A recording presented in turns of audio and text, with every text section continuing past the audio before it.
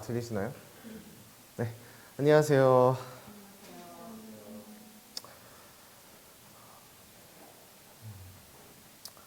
성도, 성도님들은, 어떻게 형제 자매님들은 이번 주 어떻게 살아갈 예정이십니까?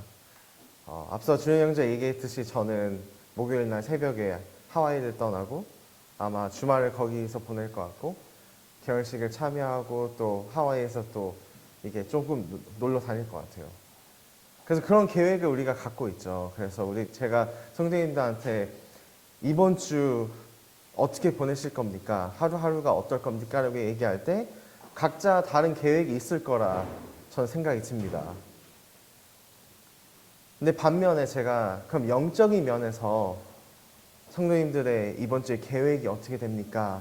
라고 했을 때는 어떻게 반응하실 건가요? 수요 집회가 없잖아요. 근데 교회적인 거 말고 마음 가운데 영적으로 어떻게 살아갈 예정이십니까? 혹시 생각해 보셨는지 묻고 싶습니다.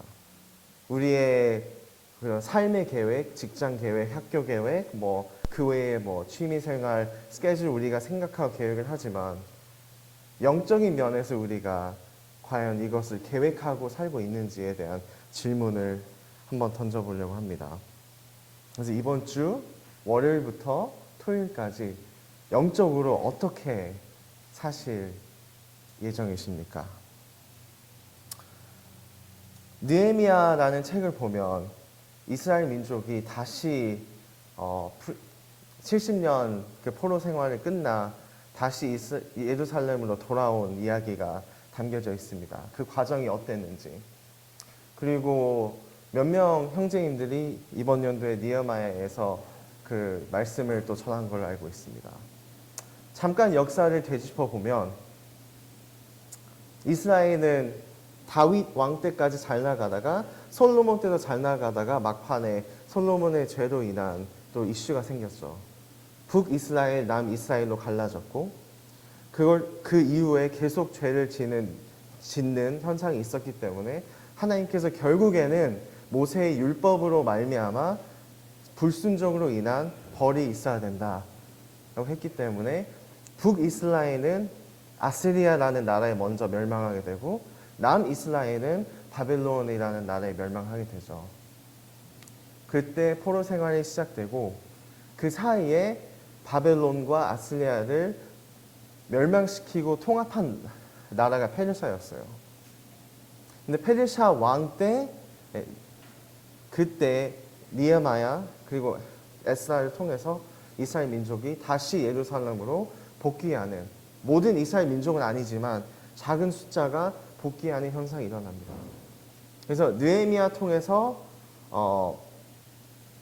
성벽이 재건되고 또 에스라를 통해서 성전이 다시 재건되죠.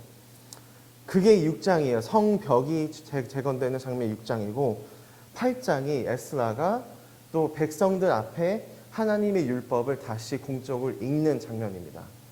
우리가 돌아가야 되는 하나님의 말씀. 그리고 9장에는 백성들이 고백을 합니다. 그동안 우리가 죄를 지었습니다. 우리가 하나님 앞에 하나님의 백성인데도 불구하고 죄인이었습니다. 근데 다시 이제는 저희 마음을 드리려고 합니다. 라는 고백이 9장이에요. 그리고 우리가 10장 오늘 본문을 봤을 때는 고백하고 나서 이 백성들이 하나님 앞에 다시 결단을 하는 장면이 나옵니다. 앞으로 이제는 우리가 이렇게 살겠습니다 하고 하는 영적인 결단이죠. 그래서 제가 첫 번째 질문을 물어봤을 때 성도님들 이번 주 어떻게 사실 겁니까? 영적으로. 그 결정들이 포함되는 거죠. 좀 쉬운 예지만 그런 거예요. 항상 든 예지만 제가 다이어트라는 결단을 했어요. 그래서 그걸 통해서 제가 운동을 하고 이제 덜 먹겠다, 깨끗하게 먹겠다고 결단을 했어요. 근데 그러면 그렇게 했다면 제 삶에 보여야 되는 게 자연스럽습니다. 말로는 나는 결단을 했다. 근데 다음 주 제가 얼굴이 더 커진다면 그거는 매칭이 안 되겠죠. 근데 영적으로도 똑같다는 얘기입니다. 영적 우리의 결단하고 그렇게 산다면 우리 삶에 보여지는 게 맞지 않을까요? 느헤미야 10장을 보겠습니다. 느헤미야 10장입니다. 느헤미야 10장 28절부터 39절까지 읽겠습니다. 근데 이거는 부분적으로 우리가 읽을 거예요. 오늘의 주제는 우리의 결단이라는 주제를 갖고 있고 우리 오늘의 본문은 느헤미야 10장 28절부터 39절입니다. 우리 첫 번째 포인트는 말씀을 위한 결단 28절부터 29절에 써 있습니다. 우리 두 번째는 거룩함을 위한 결단 30절이겠고요. 교회를 위한 결단이 31절, 그리고 재정을 위한 결단이 32절부터 39절입니다. 오늘 4포인트로 나누겠습니다. 말씀을 위한 결단, 거룩함을 위한 결단, 교회를 위한 결단, 그리고 재정을 위한 결단으로 오늘을 나눠보겠습니다. 그러면 28절, 29절 혹시 준서 형제 읽어주실 수 있을까요? 28절부터 29절 먼저 첫 번째 포인트 보겠습니다.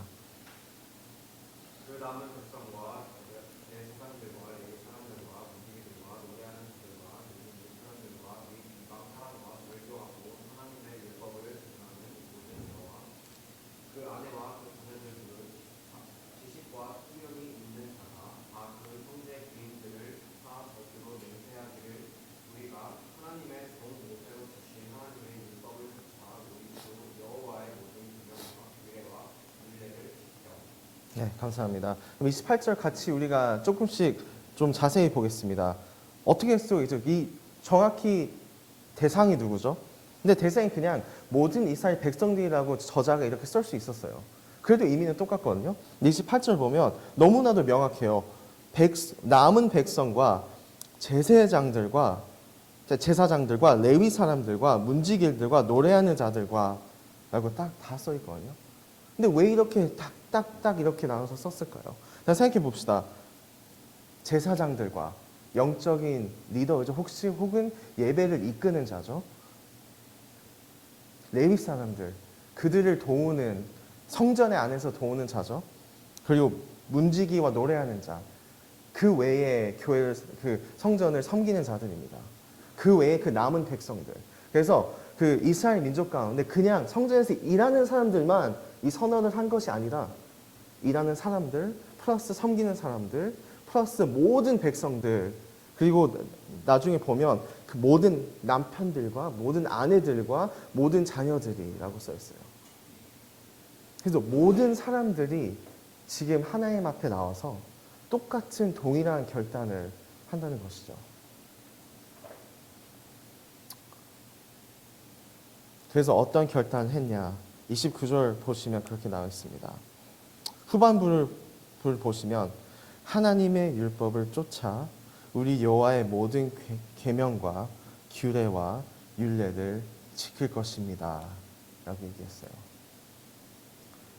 이 얘기는 그런 것입니다. 모든 사람들이 이젠 하나님 앞에 나와서 뭘 했냐면 더 이상 우리가 타이틀, 이스라엘 민족, 하나님 사람이라는 타이틀로만 살지 않고 이제는 정말로 하나님의 말씀이 그의 율법이 모든 규례와 율례가 우리 삶의 최고의 권위가 되겠습니다. 라고 하는 거예요.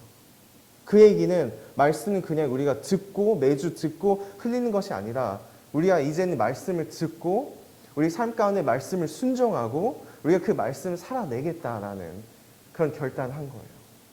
그래서 참 이 선언이 이 결단이 어떻게 보면 우리한테 당연한 거 아니야? 라고 생각할 수 있지만 그렇지 않습니까? 이 세상에 많은 사람들은 예수님을 믿는다고 합니다. 난 예수님을 믿습니다. 근데 과연 하나님을 믿는다고 하는 사람들 중에 과연 몇 명이 나는 하나님을 믿고 그분의 말씀을 온전히 따르고 순종하고 나의 뜻보다 그 말씀의 뜻이 저의 우선순위의 권위입니다. 라고 사는지를 한번 고민해 봤습니다. 근데 그거는 좀 다른 이야기라는 생각이 드는 것 같습니다. 그래서 이스라엘 결단은 그거였죠. 말씀의 권위, 말씀의 순종, 그리고 말씀을 사는 삶이었습니다. 그리고 이 결단을 했을 때 그들은 다른 거에 결단한 것이 아니죠. 나는 어느 뭐 미팅에 뭐 어느 집회에 나는 뭐 열심히 나오기를 결단하겠다. 혹은 뭐 이걸 통해서 나의 커리어를 더 발전시키고 더 열심히 하겠다.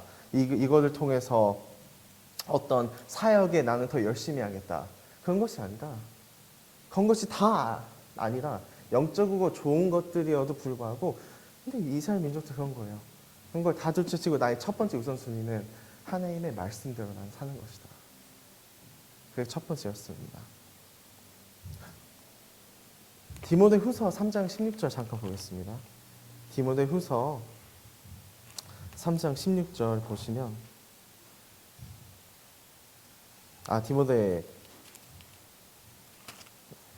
디모데후서 3장 16절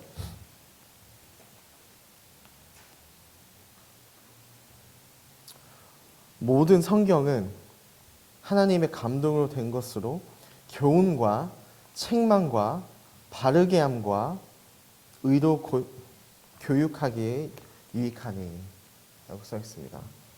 히브리서 4장 12절 보겠습니다.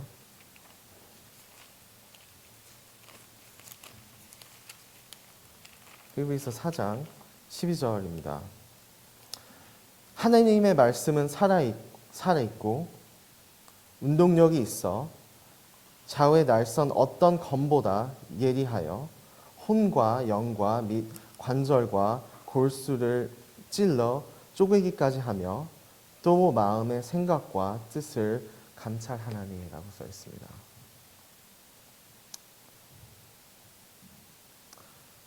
이 두 구절만 봤을 때 디모데후서와 히브리서만 봤을 때도 어떤 것을 보고 있니? 우리가 이걸 진짜 믿는다면, 우리가 말씀 안에 살아있으면 그 말씀이 우리를 변화시키는 게 맞지 않을까요? 그냥 우리를 격려시키는 것뿐만 아니라 우리가 잘못 길을 가고 있을 때 우리 찔리게 하는 것이 말씀의 능력이고, 우리가 교훈이 필요할 때, 우리가 성장이 필요할 때 그것을 이끌어주는 게 말씀의 능력이고, 또 우리가 도움이 필요할 때 우리 삶의 방향을 주는 것도 말씀의 능력이 아닙니까? 바이블 엔게이지먼트라는 사역이 있습니다. 근데 설문조사를 했는데 거의 각 나이, 다양한 나이, 그리고 다양한 교회들 통틀어서 한 10만 명 넘게 그 설문조사를 했었어요. 말씀에 대한 설문조사였어요. 말씀을 일주일에 읽는 그런 뭐라고 해야 되나, 읽는 시간과 삶에 나타나는 결과에 대한 설문조사였거든요. 근데 그 설문조사의 결과는 내가 일주일 하루부터 3일까지 말씀 안에 산다면, 혹은 하루가 말씀을 피고 시간을 보낸다고 치면, 그게 3일까지 그렇게 했다면 우리 삶 가운데 아무런 효과가 나타나지 않는다는 거였어요. 별 변화가 없었다. 근데 그게 4일째 되는 날부터 그 삶 가운데 변화가 나타나기 시작했다는 설문조사였어요. 4일째. 혹은 4일 이상 우리가 말씀 안에 살았을 때. 결과를 좀 보여드리겠습니다. 이게 영어로는 Power of Four라는 그런 겁니다. 일주일 4번 이상 말씀과 함께하는 삶의 효과예요. Power of Four. 첫 번째, 헌금할 확률이 400% 올라간다고 합니다. 416%. 성경 구절 암송이 407% 올라간다고 합니다. 제자 삼기, 혹은 누구를 케어하고 누구를 밥사 먹이고 누구를 격려시키는 게 231% 올라간다고 합니다. 나의 믿음을 남한테 나누는, 복음이 됐든 믿는 자의 그 삶이 됐던 228%가 올라간다고 합니다. 많이 올라가죠. 근데 반대로 더 좋은 효과가 또 있습니다. 외로움이라는 감정이 30% 내려갑니다. 용서, 자신에 대한 용서와 이웃을 위한 용서가 각 31%, 26% 내려갑니다. 미움과 원망이 40% 내려갑니다. 분노, 정말 화로 표출되는, 내가 감당할 수 없는, 컨트롤 못하는 31% 내려갑니다. 그리고 거짓말을 29% 덜하게 된다는 설문조사가 나왔습니다. 디모데후서 3장 16절, 히브리서 4장 12절, 우리가 그 말씀의 능력을 믿고 있는지 묻고 싶습니다. 그 말씀을 믿고 있고 우리 삶이 그 말씀 가운데 살고 있다면 우리 삶 가운데 드러나야 된다는 것이 맞다는 것이 말씀의 진리 중 하나입니다. 그럼 성도님들은 어떠십니까? 일단 Power of Four, 일주일에 4번 말씀 가운데 살고 계십니까? 살고 계시 않습니까? 그 질문 전에 그걸 물어보고 싶습니다. 성도님들은 외로움, 용서, 미움, 원망, 분노, 거짓말, 헌금, 성경 구조, 암송, 제자 삼기, 믿음의 나눔, 그런 부분에서 어떻게 살고 계십니까?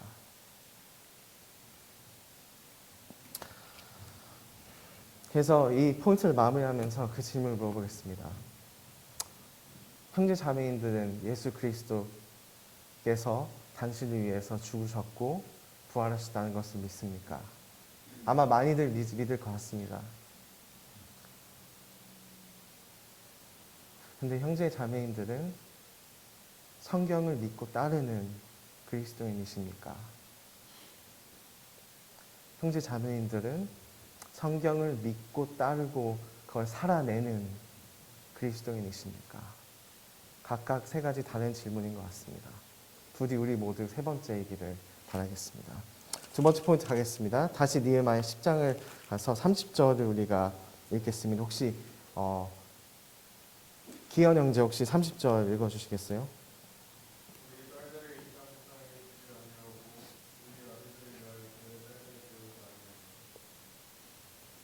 네, 감사합니다. 그래서 첫 번째 결단은 말씀을 최고의 권위로 난 살겠다는 것고, 2번째 결단은 그거였죠. 다시는 우리는 우리의 딸과 아들들을 이웃에게 결혼시키지 않겠다는 거였어요. 신명기 7장 3절 4절 보면 하나님께서 율법을 처음 드리는 장면이거든요. 이스라엘 민족에게. 근데 그렇게 나와 있어요. 이방인과 결혼을 금지시키세요. 왜 금지시키냐면 4절에 그렇게 나와 있어요.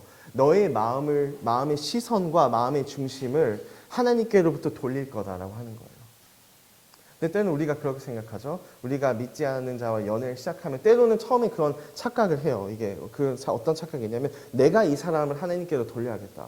근데 말씀이 얘기하는 것은 때로는 그게 아니라 믿는 자의 믿음이 내려간다는 거예요. 그 이방 사람과 함께.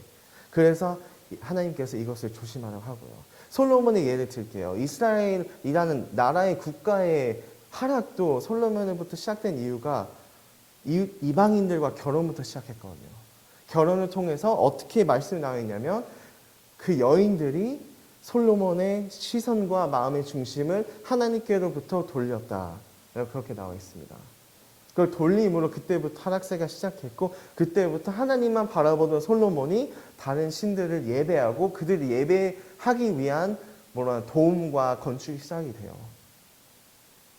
근데 이스라엘은 그런 결단을 한 거예요. 더 이상 그러지 않겠다. 이건 그냥 단순히 결혼에 대한 룰을 세운 것이 아니라 이 결단은 그런 거였어요. 이제는 우리의 마음과 우리의 시선을 이제 지키겠다는 거였어요. 바깥에 있는 것들로부터. 그래서 우리 삶을 돌아보면 그렇죠. 물론 우리가 일주일에 한 번 이 교회를 나오고 말씀을 듣고 교제를 나누고 하지만 일주일에 6일은 우리 또한 세상 가운데 영향을 받고 세상의 것들에 노출되어 있습니다. 근데 우리가 그렇게 노출되어 있었을 때 과연 우리는 얼마나 우리의 삶 가운데 우리의 마음과 시선을 지키고 있는 그 레이더라고 하죠. 그런 걸 갖고 있는지에 대한 질문입니다. 우리는 과연 세상에 우리의 휴대폰에 모든 미디어를 보고 모든 세상에 일어나는 것들을 보고 뉴스를 보고 때로는 우리 눈에 화려하고 좋은 것들, 존중받는 것들을 봤을 때 과연 우리 마음 가운데 나도 모르게 이 세상에 노출됨으로 이걸 내가 받아들임으로 내 마음이 하나님께 멀어지고 있구나 라는 것을 인식하고 있는지에 대한 부분이죠. 근데 이스라엘의 결단은 그런 거였어요. 더 이상 우리는 그러지 않겠다. 그 어느 것이 됐던 하나님과 멀어지게 하는 것이 있다면 내가 스스로 그것을 결정하고 그것을 내 삶 가운데 더 이상 존재하지 않게 하겠다. 혹은 영향을 받아도 노출되어도 더 이상 하나님과 나의 관계 사이에 들어오게 하지 않겠다라는 결단이었습니다. 그래서 그런 생각을 해볼 수 있는 것 같아요. 우리가 뭐 일주일 살아갈 때, 뭐 월요일부터 토요일 동안 살아갈 때 무엇이든 간에 이것이 과연 나와 하나님 관계를 더 가까우게 만드는 부분인지, 혹은 이것이 하나님과의 멀어지게 하는 것인지 우리는 분별의 눈을 또 켜야 되지 않을까라는 생각이 듭니다. 네, 세 번째 포인트로 가겠습니다. 31절을 보겠습니다. 혹시 준영 형제 31절 읽어주시겠어요? 혹시 이 땅 백성이 안식일에 의로나 신분을 가지고 나가 살려 할지라도 우리가 안식일이나 평일에는 하지 않고 7년마다 하나님을 시기하고 모든 백성이 참나고요. 네, 31절 봤을 때 두 가지가 나옵니다. 안식일이라는 단어가 나오고, 혹은 제철년, 혹은 안식년이라는 게 나와요. 안식일이라는 게 뭐죠? 이스라엘 민족들한테 토요일이었고, 그 토요일은 어떻게 해야 됐죠? 하나님을 기억하고 하나님께 감사드리는 그 하루였죠. 진짜 하나님께 드리는 시간이었어요. 근데 이스라엘 민족들 이때만 해도 그 안식일에서 일을 했던 적이 되게 많았어요. 특히 솔로몬 이후의 삶을 봤을 때. 근데 이스라엘이 31절 했던 결단은 그거였어요. 더 이상 안식일에 일을 하지 않겠다. 더 이상 안식일에 일을 하지 않겠다는 거였어요. 근데 그것은 생각보다 커요. 왜냐하면 다 어떻게 보면 개인 사업을 갖고 있었을 텐데, 개인 비즈니스, 개인 먹고 사는 삶이었을 텐데, 안식일에 일을 하지 않았다는 것은 어떻게 보면 나의 뭐 전체적인 매출 14%를 깎아내리는 거거든요. 근데 이들은 이 결단을 했어요. 덜 벌겠다. 덜 부유하겠다. 왜? 그 날은 하나님께 드려야 하기 때문에. 하나님께 집중해야 되기 때문에. 두 번째 결단은 안식년입니다. 그 얘기는 7년째마다 라는 뜻이에요.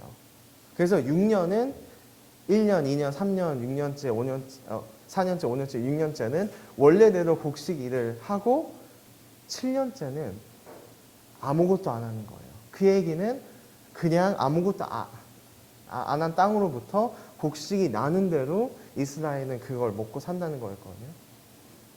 근데 과연 우리가 그 상황을 대보자고요. 7년째 아무것도 안 하고 농사 아무것도 안 짓고 그냥 자연스럽게 나는 것을 갖고 우리는 먹어야 되잖아요. 그 1년, 그 안식년 얼마나 하나님께 우리는 의지를 할까요? 그리고 믿음으로 얼마나 우리는 구할까요? 하나님, 우리가 지금 아무것도 안 하고 기다리는데, 근데 하나님께서 우리를 굶기지 않고 우리를 채워주시고 우리를 먹이시리라 우리는 믿습니다. 그게 안식년도였던 거예요. 하나님을 믿는, 그래서 그 시간 동안 우리는 그런 생각을 하지 않을까요? 이 모든 곡식들도 우리가 일을 해서 우리가 번 것들도 내가 했다고 착각했지만 그 안식년에는 그 모든 것이 하나님의 것이었구나. 나의 노력이었는데도 불구하고. 그래서 그때 그런 고백을 하지 않았을까요? 정말 모든 것은 하나님의 은혜구나. 그게 안식년도의 의미였어요.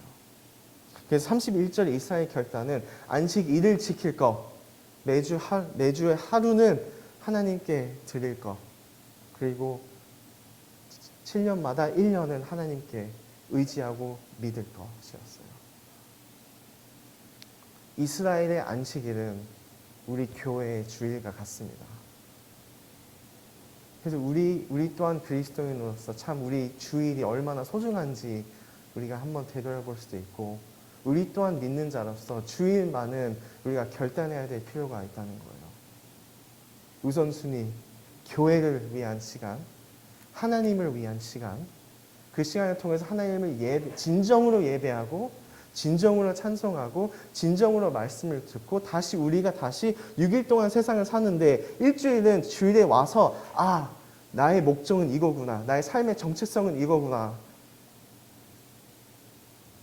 그리고 세상에서는 내가 좀 이상한 사람일지라도 여기 오니까 나와 같은 믿음으로 사는 사람도 있구나. 나는 그리스도인이구나. 하는 것이 교회라는 것이라는 거예요. 그래서 이들이 결단했을 때 그냥 형식적으로 교회 나가겠습니다가 아니라 하나님을 이 하루를 통해서 기억하고 하나님 앞에 살겠습니다. Devotion이었던 겁니다. 우리 초대교회 사도행전 2장 42절을 보면 그렇게 나와 있었어요. 떡과 잔, 말씀, 사도의 가르침, 교제, 기도 어떻게 나와 있었죠? 힘써서 했다고 했어요. 열심히 했다. 열심히 모였다라고 했습니다. 그래서 우리는 기억할 수 있죠. 그럼 우리 마음 가운데 과연 교회 우선순위와 교회 다니는 이유가 과연 어디에 있을까요? 우리가 교회 다니는 이유가 교회가 프로그램 퀄리티가 좋아서, 말씀의 퀄리티가 좋아서, 혹은 숫자가 많아서, 혹은 빌딩이 너무 화려해서 그 이유로 교회를 다니는지, 아니면 정말 나를 구원해 주신 예수 그리스도였기 때문에 교회를 다니는지. 이스라엘 민족 때 생각해 봐요. 너무 초라했어요. 너무 초라했어요. 왜냐면요, 포로된 삶을 끝나고 내려왔잖아요. 숫자도 몇 명 없었죠. 성전 다 무너졌죠. 성벽은 어떻게 보면 조금 허접하게 다시 재건축했죠. 화려함이 전혀 없었어요. 근데 그들은 화려했기 때문에, 잘 나갔기 때문에, 잘 되고 있었기 때문에, 풍성했기 때문에 하나님께 다시 우리의 안식일을 드렸다라고 하는 것이 아니라, 그럼에도 불구하고 하나님 때문에 우리는 다시 돌아가겠다라고 한 결정이었습니다.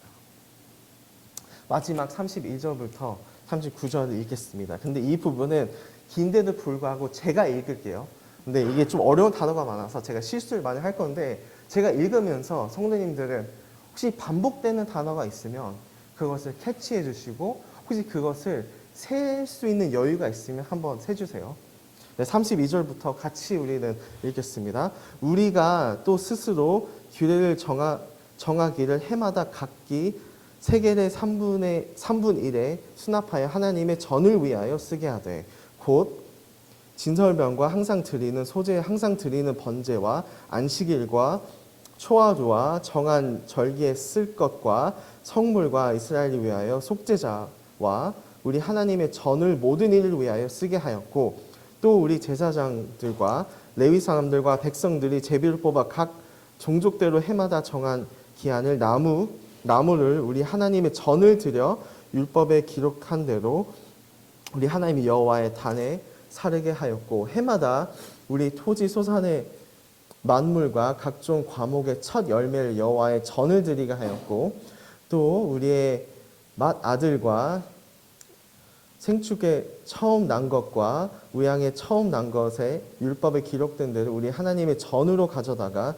우리 하나님의 전에서 섬기는 제사장에게 주고, 또 처음 익은 밀의 가루와 거제물과 각종 과목과 열매와 새 포도주와 기름을 제사장들에게 가져다가 우리 하나님의 전 골방에 두고, 또 우리 물산의 11조를 레위 사람들에게 주리라 하였나니, 이 레위의 사람들은 우리의 모든 성읍에서 물산의 11조를 받아 자임이며, 레위 사람들이 11조를 받을 때에는 아론의 자손 제사장 하나가 함께 있을 것이요, 레위 사람들은 그 11조의 10분의 1 가져다가 우리 하나님의 전 골방 곳간에 두되, 곧 이스라엘 자손과 레위의 자손이 거제로 드린 바 곡식과 새 포도주와 기름을 가져다가 성소에 기명을 두고, 골방 곧 섬기는 제사장들과 및 문지기들과 노래하는 자들이 있는 골방에 둘 것이라. 그리하여 우리가 우리 하나님의 전을 버리지 아니하리라. 제가 시간을 두고 많이 읽었는데 그 이유가 있습니다. 어떤 단어가 반복되시던가요? 하나님의 전 맞습니다. 몇 번 혹시 세신 분 있나요? 하나님의 전을 위하여, 혹은 하나님의 집을 위하여. 9번 반복이 됩니다. 근데 성경에서 특히 구약에서 저자가 반복을 했을 때 그런 의미가 확실하게 있고, 의미와 강조하는 포인트가 100% 있습니다. 근데 9번의 반복은 그런 거죠. 이젠 우리가 결단을 하겠다라는 그 의미예요. 근데 어떤 결단입니까? 하나님의 전을 위하여 하나님의 집을 위한 결단입니다. 근데 이 하나님 집 안에 어떤 것이었죠? 물론 다 짚어 넘어가지 않겠지만 그런 거 있죠. 하나님의 집에 드려지는 모든 집회들을 위해서 하겠고, 모든 우리가 뭐 곡식, 뭐 죄를 위한 번제, 첫 열매, 뭐 첫 생축, 그리고 11조, 그리고 그 성전을 위한 나무까지 다 이스라엘 민족들은 가난했는데도 불구하고 우리가 다 책임지겠다라고 했던 결정이었어요. 하나님의 집을 위하여. 왜냐하면 이때만 해도 성전은 재건축되기 전이었거든요. 그래서 그냥 이거는 9번의 결단이라는 것은 참석하겠다가 아니고 이것을 참여하겠다가 조금 맞지만 근데 가장 적합한 단어는 책임지겠다라는 거였어요. 하나님의 집, 하나님의 성전, 하나님 성전에 있는 모든 예배 집회들 그게 끊기지 않도록 우리가 후원하겠다. 누가? 하나님의 백성, 그 민족들이. 그런 결단을 마지막으로 했었던 거예요. 왜 안 하셨으면 좋겠습니다. 이거는 헌금을 더해라라는 말씀은 절대 아닙니다. 영적인 결단에 대한 말씀입니다. 그때 이스라엘 상황을 한 번 더 봐요. 70년의 포로 생활 끝나 내려왔잖아요. 어떻게 보면 그들은 페르시아 왕국의 세금을 아직도 내고 있었어요. 왜냐하면 그들 국가 밑에 아래에 있는 민족이었기 때문에 어떻게 보면 돈이 페르시아 사람보다 더 많이 나가는 추세였고요. 근데 그거 플러스 이들은 다 이민 가정이었어요. 왜 그걸 얘기하냐면 새로운 나라로 바로 이사 왔잖아요. 70년 이후에 다 새로운 삶을 시작합니다. 근데 우리 원시적 교회의 특징 중 하나는 그거잖아요. 대부분 이민 가정이에요. 근데 생각해 보자고요. 저도 이 이민 가정의 아들로 태어나서 쉽지 않았어요. 근데 모든 이민 가정이 쉽지 않습니다. 정말 밑바닥부터 시작해야 되는 부분이고, 뭐 부모님부터 물려온 재산도 많이 없고, 주위에 아는 이웃도 많이 없어, 돈 받을 때도 많이 없잖아요. 근데 이들은 다 이민 가정이었어요. 이민 가정이고 페르시아 왕국의 세금을 내는데도 불구하고 우리는 하나님의 집을 위해서 우리의 재정을 드리겠다라는 결정이었어요. 그래서 이들은 첫 번째 포인트, 말씀의 결단뿐만 아니라 두 번째 포인트, 거룩함의 결단뿐만 아니라 세 번째 포인트, 교회의 결단뿐만 아니라 우리의 재정까지도 결단했던 거예요. 하나님을 위해서. 나의 삶을 다시 하나님께 드리기 위해서.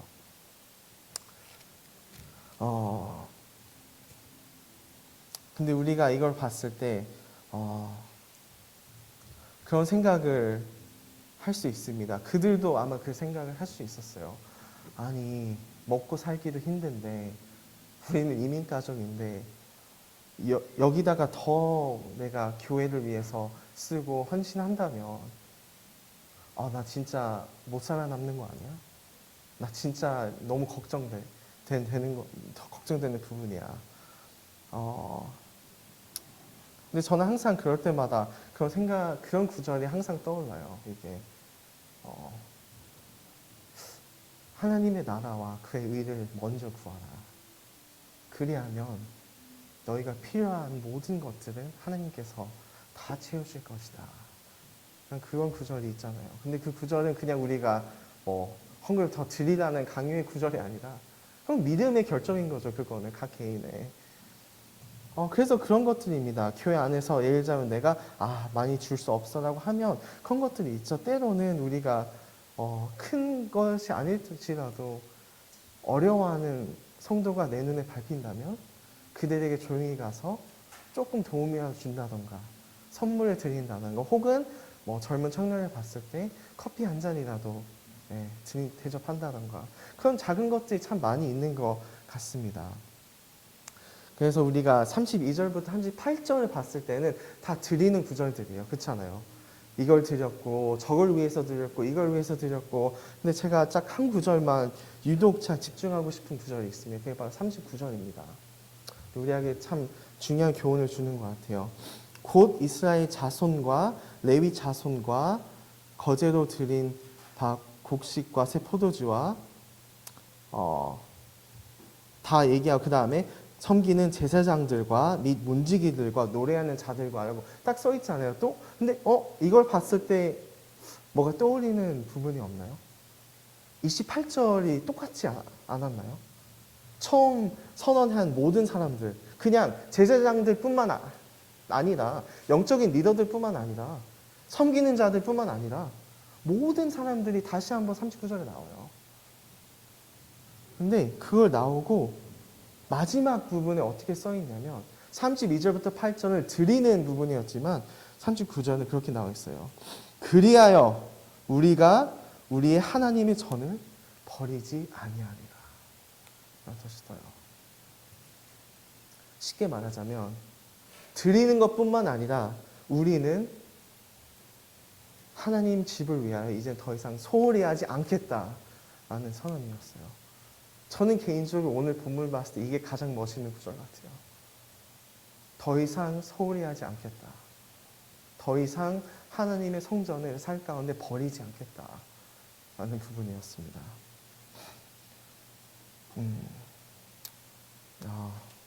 그래서 그런 것입니다. 남편, 아내, 자녀들, 노래하는 자들, 문지기들, 제사장들, 레위 사람들, 단 한 명도 우리가 이제 성전을 위해서 소홀히 하지 않겠다고 했습니다. 우리 워시턴 교회를 봤을 때도 남편들이 있고 아내들이 있고 자녀들이 있고, 또 여기서는 영적인 리더들도 있고 각 소그룹의 리더들도 있고 각 소그룹의 섬기는 자들도 있고 노래 찬양하는 자들도 있고 뒤에서 묵묵히 아무런 보이지 않는 데에서 섬기는 자들도 있습니다.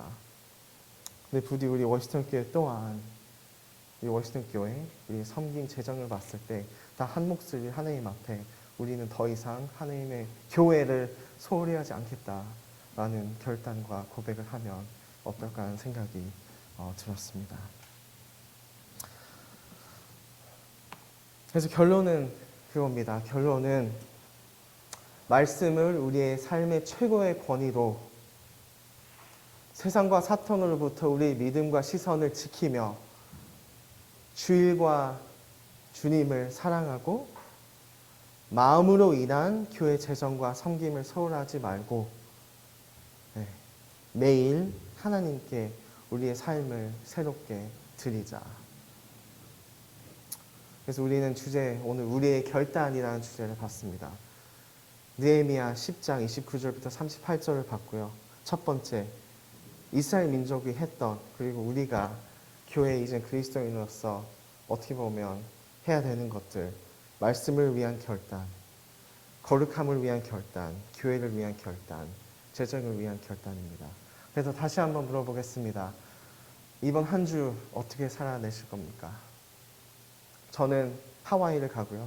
하와이에서 놀기도 하고 결혼식도 참석할 겁니다. 근데 그런 게 아닌 저와의 성도님들의 영적인 결단, 이번 주 안에 주의 복을 누리며 살아가시길 바라겠습니다. 기도하고 마치겠습니다. 아버지 하나님, 시간을 주시면 감사를 드리고 느헤미야를 통해서 이스라엘 민족이 하나님 앞에 어떠한 결단을 했는지 또 우리에게 그런 교훈들을 주시면 감사를 드립니다. 부디 저의 말이 아닌 하나님의 말씀이 이번 주 계속 우리의 마음 가운데 맴돌 수 있고 기억날 수 있고 떠올릴 수 있게 해주시고, 우리가 이젠 정말 말씀의 최고의 권위대로 사는 믿는 자 워시턴 교회가 되기를 기도합니다. 열매 맺기를 기도를 드리고 풍성하게 주시기를 기도합니다. 이 모든 기도는 주 예수 그리스도의 이름으로 기도드렸습니다. 아멘.